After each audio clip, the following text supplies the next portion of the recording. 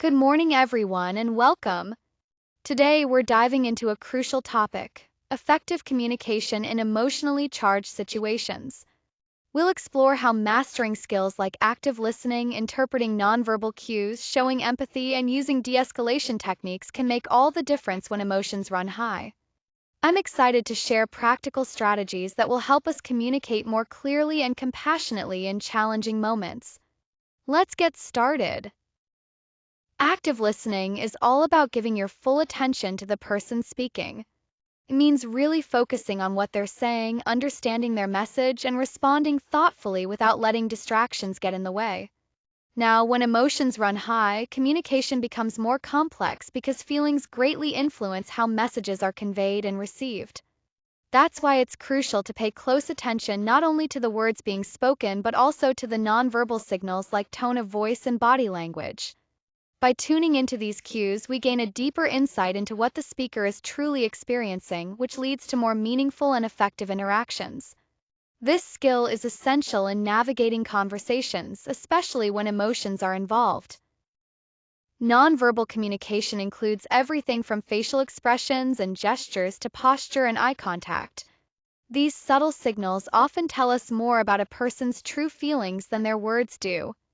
By being able to recognize these cues, we can respond in a way that is more sensitive and appropriate to the situation.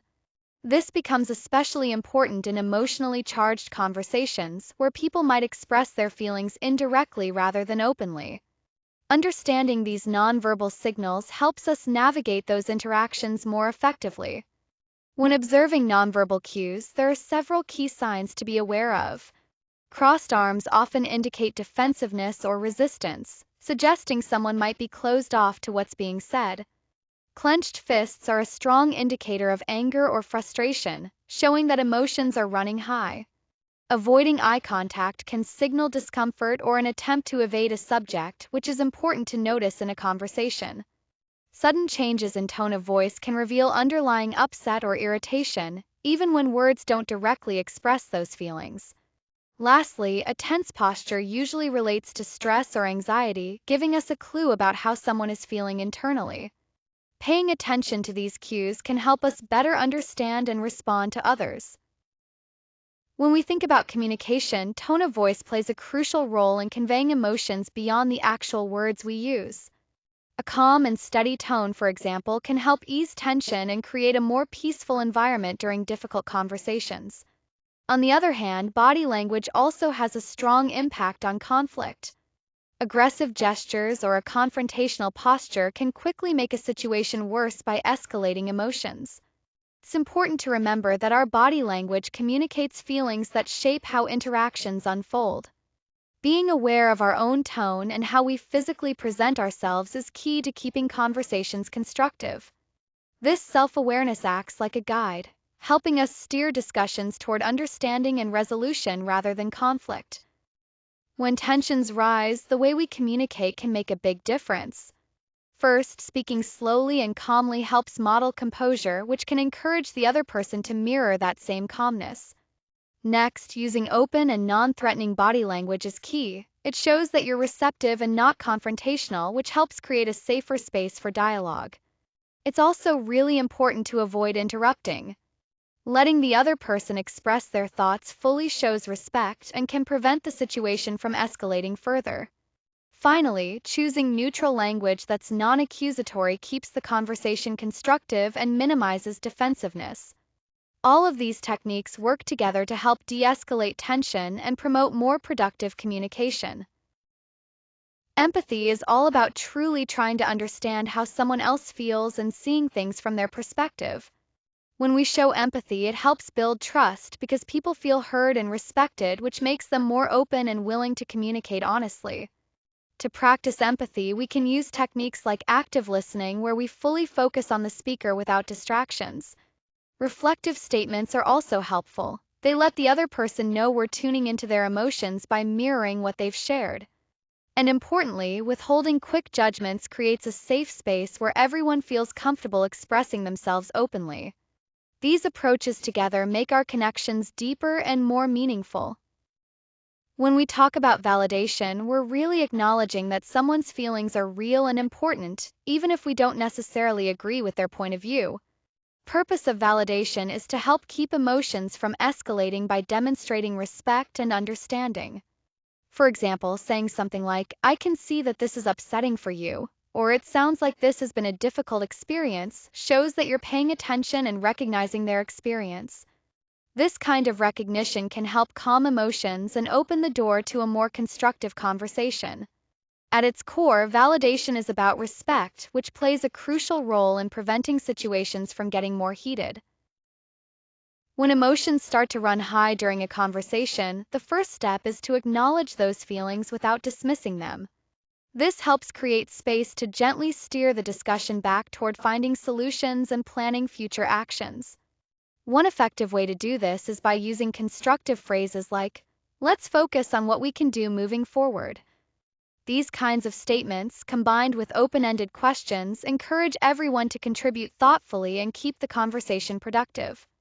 Throughout this process, it's essential to maintain respect and stay calm. Doing so helps move the focus away from any conflict and fosters an environment where collaboration can thrive. When we think about confrontation, it's important to see it as a way to solve problems, not to point fingers or place blame. This mindset shifts the focus from conflict to collaboration. Staying calm during these moments is crucial.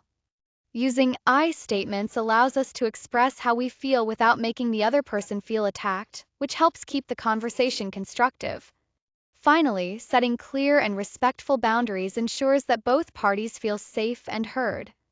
The goal here is to create an open dialogue that promotes understanding and cooperation while reducing defensiveness. This approach leads to more positive and effective outcomes. Saying no is a crucial skill for protecting both your personal and professional boundaries.